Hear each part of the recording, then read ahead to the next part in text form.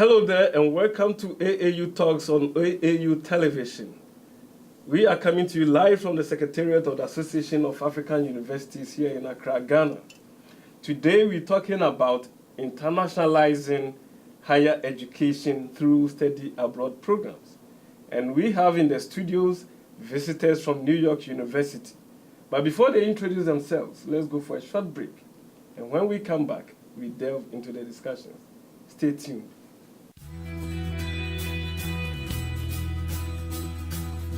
This is Africa's most friendly nation, Ghana. A warm reception awaits you in an environment where you can discover and harness your full potential. Your home is an academic haven lying northeast of the city center, a quick dash from the airport.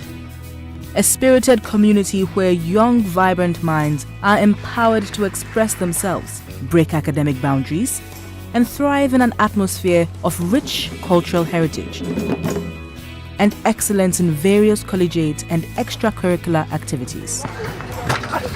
This institution represents a whole new world of fun and offers you a variety of activities, facilities, and services geared towards your total development. Believing in the uniqueness of all our students, we encourage them to pursue excellence in integrity. Welcome to the University of Ghana, your preferred academic destination.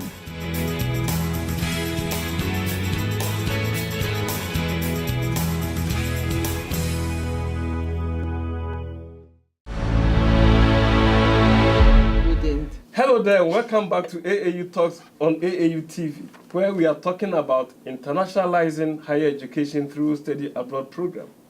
We have with us visitors from New York University, and I would like them to introduce themselves. So from my extreme right, can we know who you are? So my name is Luis Cisneros. I am Petal Wellington. My name is Shannon O'Brien. My name is Melanie Dukes. I am Teboho Moja. Okay, viewers, Professor Teboho Moja is the one who is bringing these students to Africa to experience the African higher education setting and African higher education space. Professor Moja is the Director of Higher Education Program at New York University. And recently, Prof, we heard that you were the winner of the prestigious 2018-2019 Martin Luther King Jr. Faculty Awards. Can you tell us a little bit about the awards? Thank you, Ransford. This was quite an amazing experience to learn that my students saw value in the work that I'm doing with them and nominated me to be given the MLK Award. It came as a surprise. It's all driven by students. They nominate you, there are committees that are set up, and all that you get is the announcement that you have won the award. So they valued all issues that we cover in my classes about diversity, about equity, about leadership, and they felt that the material I cover in class really exemplifies those kind of values. Congratulations. Thank you. So what comes with the award? Is there a prize? Is there some monetary attachment to it? Yes, it comes with some little check so that I can use for conferences and research also, as well as a little award thing that I can display. So is the award what brought you to Africa?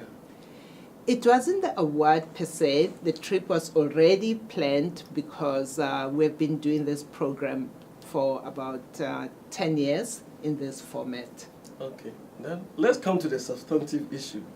Tell us a little bit about this study abroad program by New York University.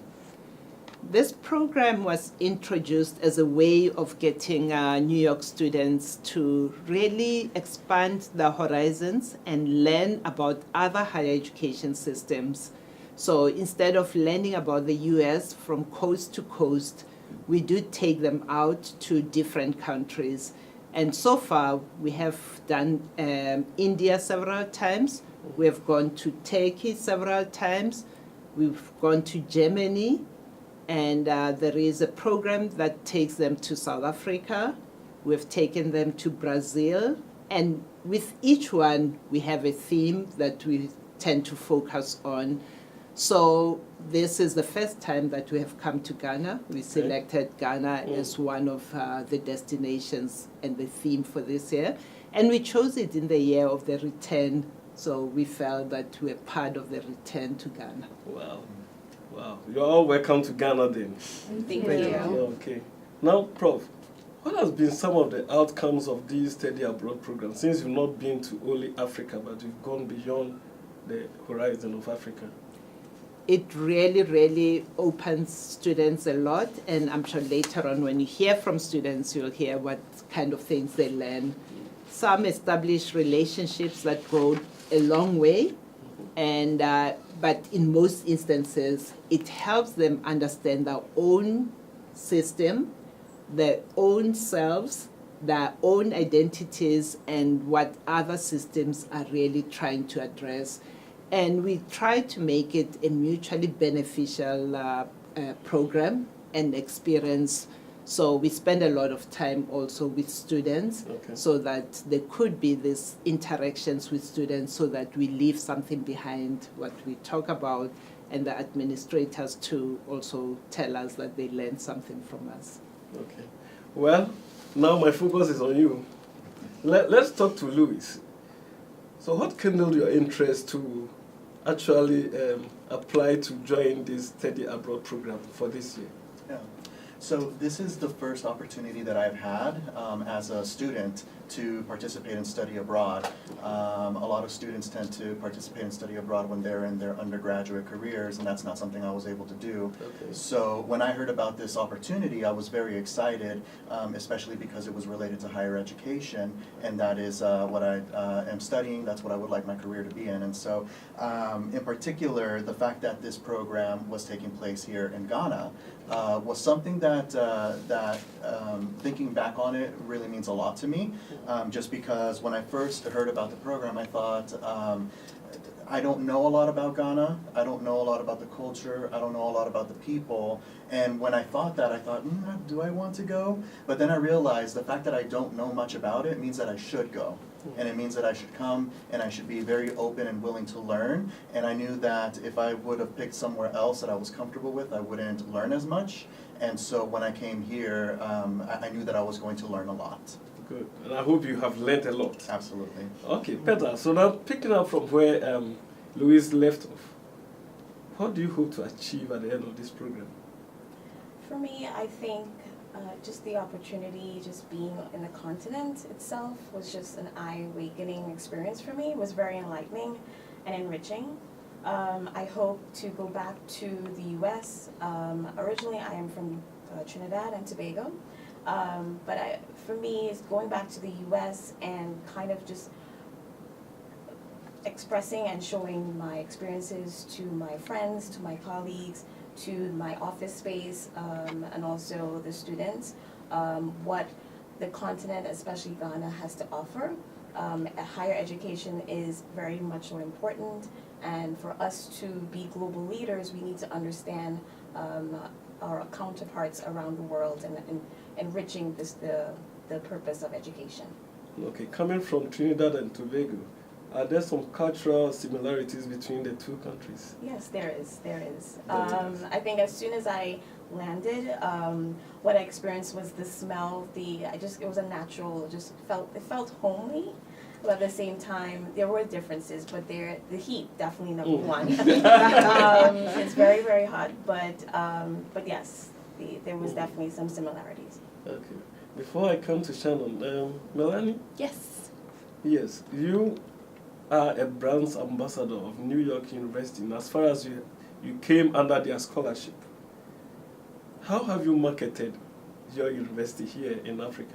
Yeah, I think anyone visiting another place is always an ambassador in terms of your actions, your deeds, your thoughts, your questions. And so as we've been meeting different individuals, we've made sure to be aware of the customs and make sure that we are also representing those. When we visited different schools, we've asked questions, but we've also let them know that we have something to offer and we're more than willing to share that with them. And I think that in addition to that, in terms of marketing NYU, we very much as students have been curious, we've been collaborative, and we've been thoughtful to make sure that what they see and what we represent is what they will take away as what NYU is. Okay. Before I come to Shannon again, Prof, how many universities did you visit in Ghana? For this trip in particular, we visited 5 universities. Okay. We started, of course, with the beacon of Ghana, University of Ghana, Legon. We went to Central University. We went to Accra Technical University. Okay. We went to University of Cape Coast, and we ended with Ashesi. And we selected a cross-section of institutions so that they represent different types of institutions. Thank you very much. Shannon, Yes. I guess when you got here, you had some cultural shocks. Okay, can you tell us about your experience and how you adjusted? Sure. So I had to adopt the middle name Patience, which is what we were all encouraged to do upon our arrival, because the Ghanaian time might move just a bit more slowly than we're used to in the fast-paced hustle bustle of New York City. And so I've been working to slow down and just really enjoy my time here and my interactions with everyone, and not expect to be so rushed like I expect myself to be back home. So it has been a challenge I gladly accept, and I hope to be better, but I am certainly not perfect at it just yet. Okay. So Luis, what would be the number one thing that you want to share back home when you get to the US? I would say that while there are a lot of differences between American culture and Ghanaian culture and the systems of higher education in either culture, I also think that there's a lot of similarities. And so that's something that I think when people from different cultures think about other cultures, sometimes they feel that they're too different to try to interact with, that they're too different to study or to pay attention to.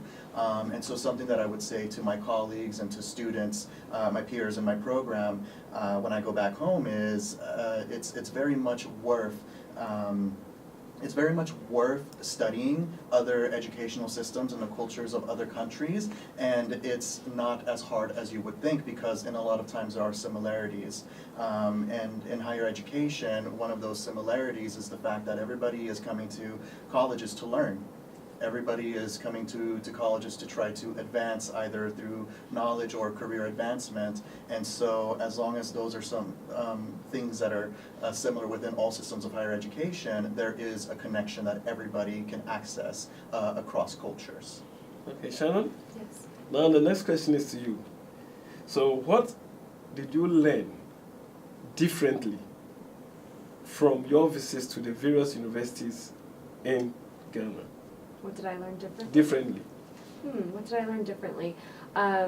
We noticed that some universities seem to struggle with giving resources, materials, especially to different students, yet the students are performing really strongly academically and are really getting good grades and are really enjoying and bringing their passion into the work that they do. And so as a higher education professional, we are always wondering how to better equip our students, but if we can use our expertise to help keep their passion alive and provide other resources for learning, that's really important as well. Okay, viewers, you are on AAU Talks and you are listening to our visitors from New York University, where we are discussing internationalization of higher education through the study abroad program. And I have with me a 5-member team, a strong team, comprising the program director and 4 students, and we are discussing this wonderful topic. Now I come to Prof. Prof, as leader of the team, what premium will you place on the study abroad program at New York University? Big premium. Yes. When I first got to New York University, my program in particular didn't have an international component. Okay. And by nature, higher education is international. And I felt that if students learn about higher education, but they do not know what's happening in the world, when we live in a global world, that would be a shortcoming in our program. So we push all our students to actually have some kind of experience, either by going on study abroad or taking a course right at NYU that exposes them to international perspectives or global perspectives on what's happening in higher education. We value the interconnectedness of the world, and we want students to understand the issues that they deal with from an international perspective. Okay. So, Shannon, did you have the chance to sit in a classroom, a typical African university classroom? If you did, how did you observe the mode of delivery of lectures? I didn't have the opportunity to sit in on a lecture, but I did have the opportunity to see the classrooms, and I thought that the professors seemed like true experts in what they were teaching, and the students were very engaged in what they were learning. Compared to my experience in the US, it was more formal, and I thought that was really interesting to observe, and it seemed that the students really enjoyed that exchange with their lecturers, and that's just something I hadn't quite seen before in my other experiences of observing classes. Okay. Any variation from any of you? Did you, observe something differently? You did not sit in a classroom, but you observed. So what was your observation? I think my observation, just speaking one-to-one with the other students, each student showed their articulation in terms of how they spoke so well about their university, some of their challenges that they may have experiences, but just the overall eagerness to learn and be at a higher education institution. That was very comforting, and I really appreciate seeing that. Melanie, so what did you learn about yourself? It's interesting. Being here, I think, brought up more questions for me than it did answers. There are just a lot of tensions in higher ed. So do you give everybody access, or do you focus on a small number and really drill down? And so I think what it helped me see is, one, where do I fall on these different issues in terms of my career? What are my thoughts? What are my values? How do I want to bring back that to my organization and think about our strategy? I think from a personal perspective, one of my classmates said this, but as an African American or Black person living in the US, I didn't know as much about the Ghanaian culture, the history of what people had in terms of what happened in the castles and different things. And so when you learn more about that, what happens is you know your history and you get strength from it. And so I think on a personal note, just understanding more about my history also just gave me strength from a personal perspective, and then from the career perspective, learning a lot about Ghana culture. Luis, assuming a colleague of yours wants to come to Ghana for a similar study abroad program, what advice will you give the person? Do it. Sign up as soon as you can, and make sure that you express that interest right away, and then sign up for it. But beyond that, I would say that something that was very important in my experience that I think would be important for other people, and I'm sure my colleagues here would agree, is the importance of preparing yourself to come to on this study abroad program. And what I mean by that is learning about the history, learning about the culture, some of the customs beforehand, possibly trying to learn some of the language or the phrases that are in the local language, and just really doing a little bit more than just showing up and expecting all the answers and all the information to come to you, but make an effort to learn a little bit about that country so that you can formulate questions regarding what you're coming to study. So definitely just a little bit of preparation. Okay. There is a saying that good conversations never end. And whilst we are really engaging in such a wonderful conversation, we have to put this discussion in perspective within some time frame. So I come back to you, Prof. So what new thing will you expect African universities to adopt, or they are abreast with? what pertains in universities in the United States? Yes, we get that question quite a lot in some of the institutions we visit. They value what we do and they ask if we can receive the students in our own university so that they could have that kind of exchange. Unfortunately, that's not possible. It's very expensive, it's costly. So advice that I give to institutions is there is internationalization at home. Okay. You can still be open to learning about other places. If you don't have the means to travel to them, you can still learn about them and broaden the horizon, the scope also. So that's the advice I would give most institutions. Okay. And when is your next trip to Africa and where? The next trip is to South Africa, where I come from, and the program that I run in South Africa, the study abroad program there, this year will be its 19th year, and we're going there in July, which is a longer program because we spend 4 weeks there with the students. Okay. Viewers, unfortunately, this is where time will allow us to have this engaging discussion on the internationalization of higher education through the study abroad program. And I have had this discussion with Professor Moja, who came with students from New York University, and from my extreme right we have Luis, then we have Petal, we have Shannon, and we have Melanie. Thank you very much, and viewers, thank you for tuning into this program. Stay tuned in for other programs on AAU TV.